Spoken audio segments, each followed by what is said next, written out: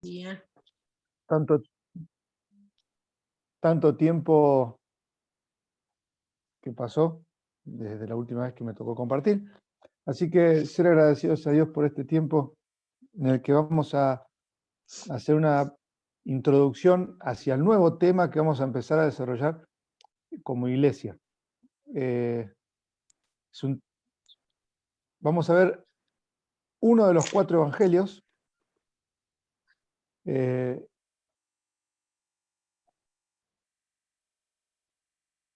Y vamos a comenzar en esta mañana haciéndolo, dejando en las manos de Dios este tiempo. ¿Oramos? Nuestro buen Dios, te damos gracias por este día. Te damos gracias porque nos dejas abrir tu palabra, porque podemos aprender de ella cada día. Señor, dejamos este tiempo en tus manos para que sea un tiempo en el que podamos atesorar tu palabra. En nombre de Cristo Jesús. Amén. Muy bien. Evangelio según San Juan, vamos a comenzar a ver en esta mañana. Va a ser un estudio que vamos a realizar en paralelo junto con la escuela dominical. La idea es poder ir adelantado nosotros, los adultos, en relación a los menores, cuestión de que podamos, como padres, como adultos, aquellos que tenemos hijos, tener la posibilidad de poder hablar con nuestros hijos, aclarar dudas y poder darle el mismo enfoque bíblico a nuestros hijos.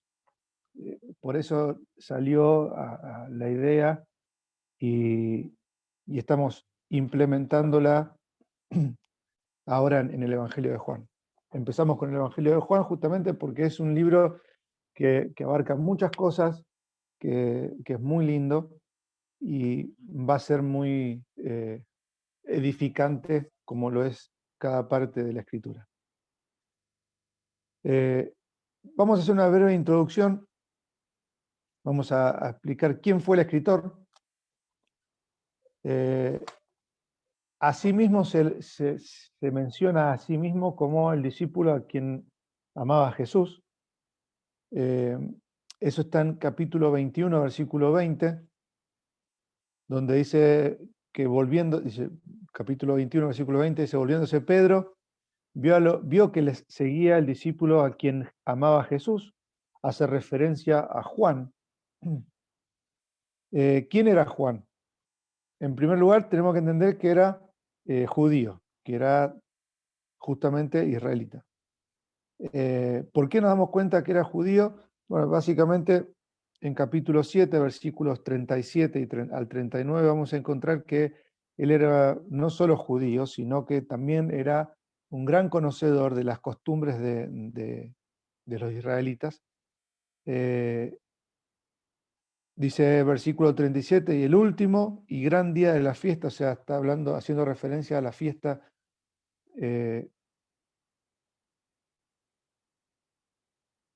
perdón, voy a ir hasta el capítulo 7.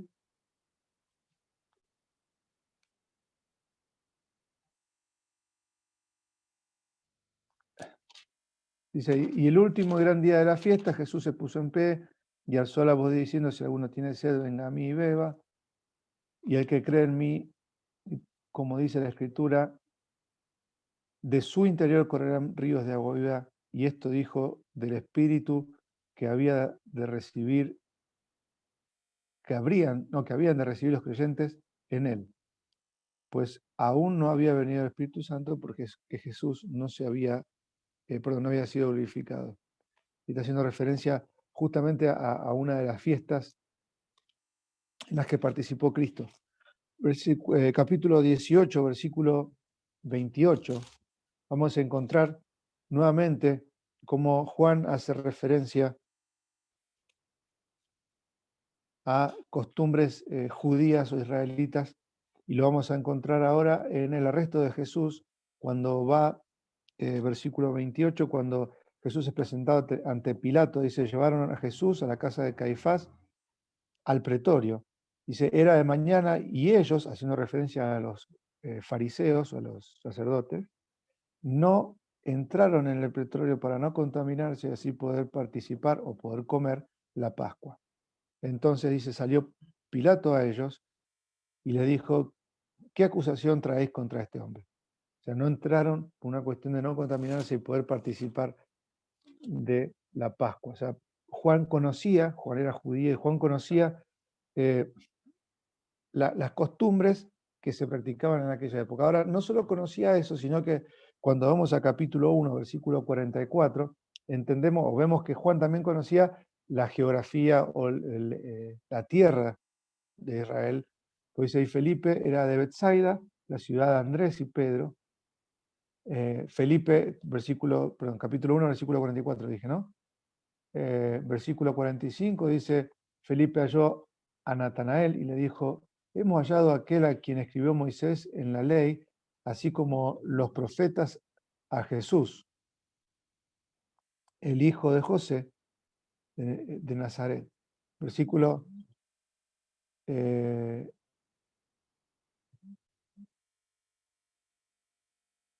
versículo 47 dice, cuando Jesús vio a Natanael que se le acercaba, dijo, he aquí un verdadero israelita en quien no hay engaño, y le dijo Natanael, ¿de dónde me conoces? Y sigue el relato. O sea, Juan conocía no solo las costumbres judías, sino conocía el territorio judío. Capítulo 5, versículo 2, otra evidencia de que Juan conocía este territorio, dice, y hay en Jerusalén, cerca de la puerta de las ovejas, un estanque llamado en hebreo Betesda, perdón, el cual tiene 5 pórticos. O sea, conocía la geografía. Juan, también vamos a encontrar en el Evangelio de Juan que Juan fue testigo ocular de muchas de las cosas que pasaron, o sea, era apóstol, o sea, había estado con Cristo durante el tiempo de su ministerio. Capítulo 2, versículo 6 dice, y estaban allí 6 tinajas de piedra para agua conforme al rito de la purificación de los judíos, y en cada una de las cuales cabían 2 o 3 cántaros. Capítulo 13, versículo 26.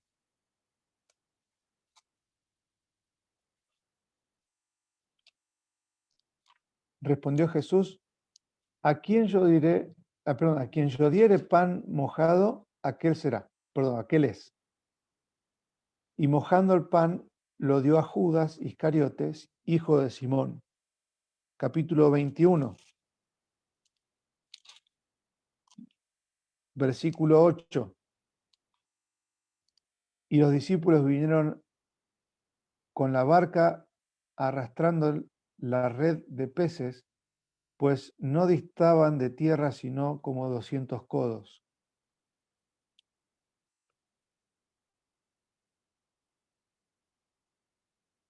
Versículo 11 dice, subió Simón Pedro y sacó la red a tierra llena de grandes peces, 153, y aun siendo tanto la red no se rompió. O sea, Juan estuvo presente y fue testigo ocular de aquellas cosas que después va describiendo a lo largo de su de su evangelio. Juan fue hijo de Zebedeo y de Salomé, era el hermano menor de Jacobo. En Marcos capítulo en Marcos capítulo 15, versículo 40, hace referencia que era proveniente de Galilea. Cuando hace mención acerca de Salomé, al final del versículo 40, dice, madre de Jacobo y el menor, y de José y Salomé. Entonces dice, versículo 41, dice, quienes cuando él estaba haciendo referencia de Cristo, que estaba crucificado, cuando él estaba en Galilea, le seguían y le servían eh, y otras muchas que habían subido con él a Jerusalén. Pero fíjense que al principio, haciendo referencia a donde provenía Salomé, hace referencia a que venía de Galilea. Por eso se entiende que Juan era proveniente de Galilea. En Marcos capítulo 13,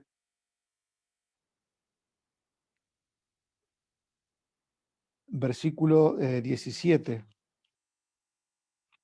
dice, mas hay de las que están en encinta y de las que,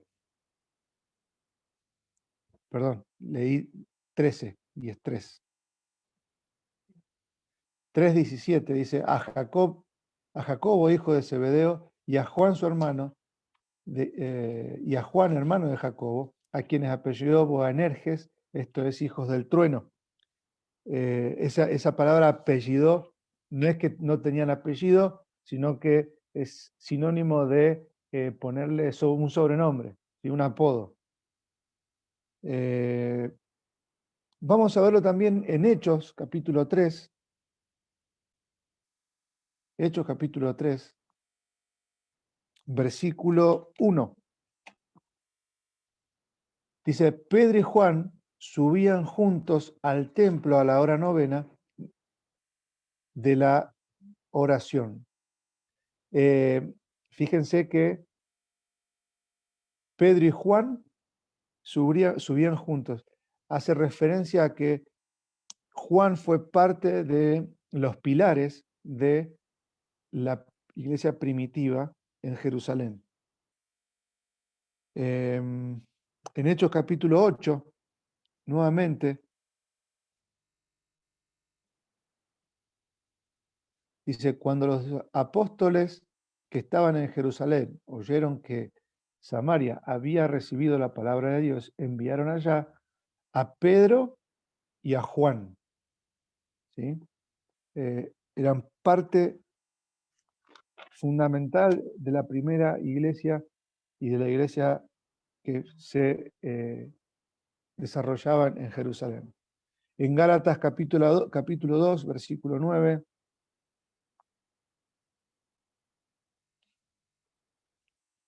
dice, y reconociendo la gracia que me había sido dada, Jacobo, Cefas y Juan, que eran considerados como columnas, nos dieron a mí y a Bernabé la diestra en señal de compañerismo para que nosotros fuésemos a los gentiles y ellos a la circuncisión. Fíjense cómo lo describe Gálatas, cómo lo describe Pablo en Gálatas capítulo 2, versículo 9, dice que Jacobo, Cefas y Juan, que eran considerados como columnas, nos dieron a mí y a Bernabé. Eran considerados columnas. Ahora, en capítulo 1, versículo 9 de Apocalipsis,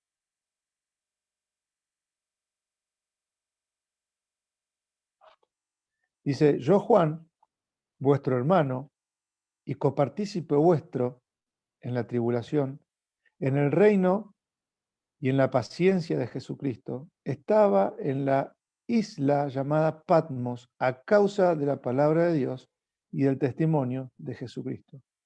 Lo vamos a encontrar a Juan ya en sus últimos tiempos, antes de partir a la presencia del Señor, en la isla de Patmos desterrado. No hay registros del por qué fue desterrado, más que lo que dice Juan acá en capítulo 1, versículo 9, que dice que por causa de la palabra de Dios y el testimonio de Jesucristo. Pero no hay un registro de cuál fue el suceso que desencadenó el encarcelamiento y posterior destierro a esa isla donde el Imperio Romano tenía como cárcel. El enfoque que va a estar dándole Juan a este evangelio respecto a los otros tres es el más teológico. Y entonces va a tratar más la naturaleza y la persona de Cristo y el significado de la fe. Pero si vamos a algunas cosas que podemos resaltar en el libro, va a ser que a Cristo lo va a presentar como el Hijo de Dios. Ese es el enfoque teológico. Cristo es el Hijo de Dios. Y eso lo va a reflejar desde el principio de la carta. En capítulo 1, versículo 1 dice, el verbo era Dios. En segundo lugar, fíjense en capítulo 1, versículo 29, dice que era el Cordero de Dios. Versículo 1, capítulo 1, versículo 1 dice, en el principio era el verbo, y el verbo era con Dios, y el verbo era Dios. Versículo 29 dice, y al día siguiente, o al siguiente día, vio Juan a Jesús, que venía a él, y dijo, he aquí, hablando de Juan el Bautista, no Juan él, sino Juan el Bautista, dice, he aquí el Cordero de Dios que quita el pecado del mundo. Versículo 41 también de capítulo 1 dice, este halló primero a su hermano Simón y le dijo, hemos hallado al Mesías, que traducido es el Cristo. Versículo 49 dice, respondió Natanael y dijo, Rabí, tú eres el Hijo de Dios, tú eres Rey de Israel. Capítulo 4, versículo 42 dice, y decían a la mujer, ya no creemos solamente por tus dichos, porque nosotros mismos hemos oído y sabemos que verdaderamente este es el Salvador del mundo, el Cristo. Capítulo 20, versículo 28. Ya finalizando Juan, su evangelio dice, entonces Tomás respondió y le dijo, Señor mío, Dios mío. ¿Sí? La forma en cómo nombra a Cristo lo pone como el Hijo de Dios. En otros pasajes, como en capítulo 6, versículo 35, hace referencia de Cristo como el yo soy. Fíjense, 6:35 dice, mas os he dicho, perdón, versículo 35 dice, Jesús les dijo, yo soy el pan de vida. Capítulo 8, versículo 12, va a decir, otra vez les habló diciendo, yo soy la luz del mundo. Capítulo 10, versículo 7, dice, volvió pues Jesús a decirles, de cierto os digo, yo soy la puerta de las ovejas. Versículo 9, dice, yo soy la puerta de las ovejas. Versículo 11, yo soy el buen pastor. Versículo 14, yo soy el buen pastor. En capítulo 11, versículo 25, nuevamente va a hacer mención acerca de esto. Dice, Jesús les dijo, o les dijo Jesús, yo soy la resurrección y la vida. El que cree en mí, aunque esté muerto, revivirá. Capítulo 14, versículo 6. Jesús les dijo, yo soy el camino y la verdad y la vida. Nadie viene al Padre sino por mí. Y finalmente, capítulo 15, versículos 1 y versículo 5, dice, yo soy la vid verdadera y mi Padre es el labrador. Versículo 5 dice, yo soy la vid verdadera, vosotros los pámpanos. ¿Ves? Juan va a dedicar muchos pasajes de su evangelio a describir a Cristo como el Hijo de Dios. Ahora, lo llamativo del evangelio de Juan es que no incluye parábolas. No tiene parábolas. A diferencia de los otros tres evangelios, Juan no incluye parábolas. Solamente Juan incluye 7 milagros. De estos 7 milagros, 5 de ellos es la única mención que hay en los evangelios, solamente la hace Juan. Los otros 3 no la hacen.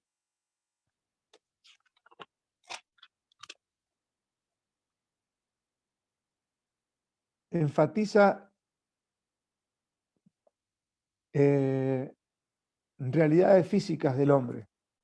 Cuando habla de Jesús, habla de que tuvo sed, de que hubo fatiga en Cristo, de que hubo dolor, que hubo muerte. Y esto lo hace en defensa al gnosticismo, al empieza con G, gnosticismo, que negaban la deidad de Cristo. La fecha de escritura se estima que está entre el año 85 y 90. En un principio se dijo que estaba escrito en el año 200, o sea, 200 años después. A mediados del siglo II, no 200, a mediados del siglo II. Esto después cambió a raíz de que cuando encuentran los rollos o los papiros de Reiland, que en realidad estos papiros incluían fracción del capítulo 18 de Juan, y estos papiros estaban fechados, o sea, con fecha aproximada del año 135. Si tenemos en cuenta que esto se tuvo, o sea, estos papiros son transcripciones del Evangelio original, entonces tenemos que fechar este Evangelio décadas anteriores. Entonces, por eso es que se estima que estuvo entre el año 85 y 90 la escritura del Evangelio. Otra de las cosas que dan fuerza a esta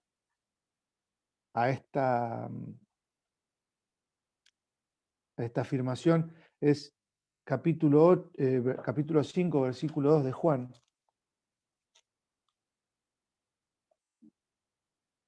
Cuando Juan hace mención acerca de la curación del paralítico en el estanque de Betesda, dice: después de estas cosas había una fiesta de los judíos y subió Jesús a Jerusalén, y entonces hace mención no de que en tiempo pasado, sino en un tiempo presente. Fíjense que dice: y hay en Jerusalén, cerca de la puerta de las ovejas, un estanque llamado en hebreo Betesda, el cual tiene 5 pórticos.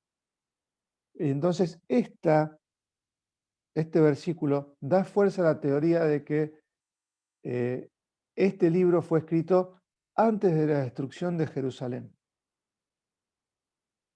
Por eso es que fechan este libro antes de la destrucción de Jerusalén, del año 70. En capítulo 20 vamos a encontrar cuál fue la motivación de Juan al escribir el Evangelio de Juan y cuál es el propósito de Juan al haber escrito esto. Porque dice así: hizo además Jesús muchas otras señales en presencia de sus discípulos, las cuales no están escritas en este libro, pero estas se han escrito, o sea, estas que están escritas en este libro, se han escrito para que creáis que Jesús es el Cristo, el Hijo de Dios, y para que creyendo tengáis vida en su nombre. El principal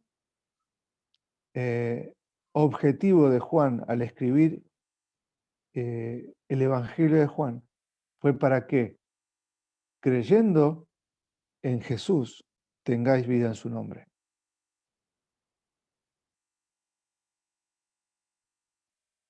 Hay 7 señales que Juan incluye en su libro o en su Evangelio. Capítulo 2, versículos 1 al 11, habla de la conversión del agua en vino. Es la primera señal que incluye Juan. Capítulo 4, versículos 46 al 54, hace mención de la curación del hijo del noble. Capítulo 3, perdón, la tercera señal es la curación del paralítico, justamente en capítulo 5, versículos 1 al 18. La cuarta señal es la alimentación de la multitud en capítulo 6, versículos 6 al 13. La quinta señal que se menciona es andar sobre las aguas en capítulo 6, versículos 16 al 21.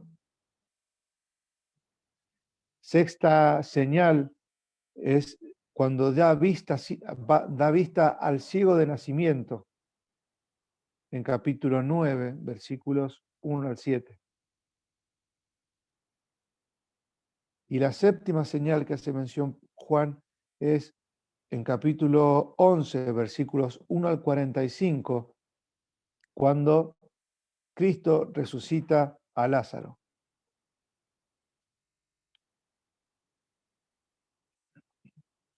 Otros temas que desarrolla Juan en su evangelio.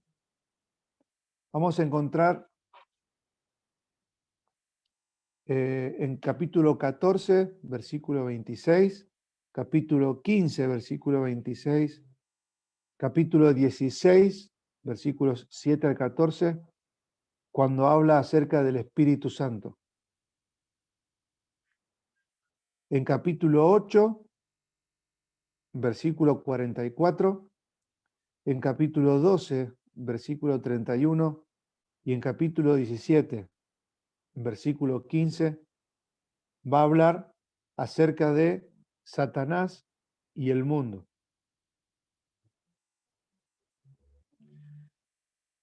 En capítulo 3, versículos 1 al 12,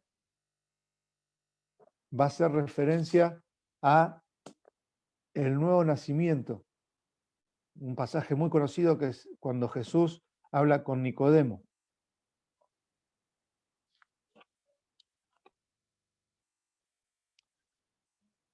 Y quiero que nos detengamos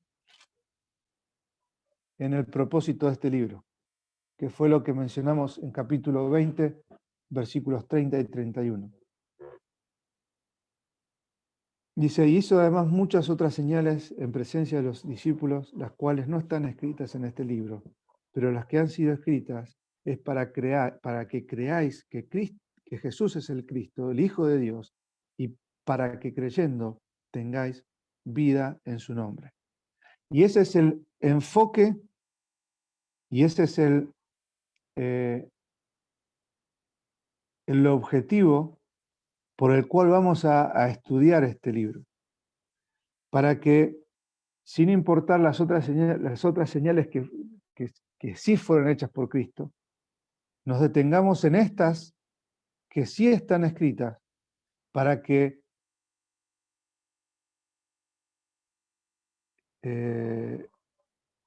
creáis en Jesús, para que creáis que Jesús es el Cristo, el Hijo de Dios, y para que creyendo en Él tengáis vida eterna. Nosotros ya tenemos la vida eterna, nosotros ya conocimos a Cristo como nuestro Salvador, pero la idea de estudiar Juan es poder fortalecer aquellos conceptos que menciona Juan acerca de la deidad de Cristo y en quién hemos creído. Hasta acá va a ser hoy la introducción. Ya la semana que viene comenzamos con capítulo 1 acerca del verbo que se hizo carne. Muchas gracias. Vamos a terminar orando. Nuevamente, Señor, somos agradecidos en esta mañana por tu palabra. Señor, gracias porque vamos a comenzar a ver una carta nueva y podamos, Señor, afianzar aquellos conceptos para que podamos conocer a ese Cristo tu Hijo, que nos dio la vida eterna a través de la muerte en la cruz. Señor, somos agradecidos nuevamente. En el nombre de Cristo Jesús. Amén.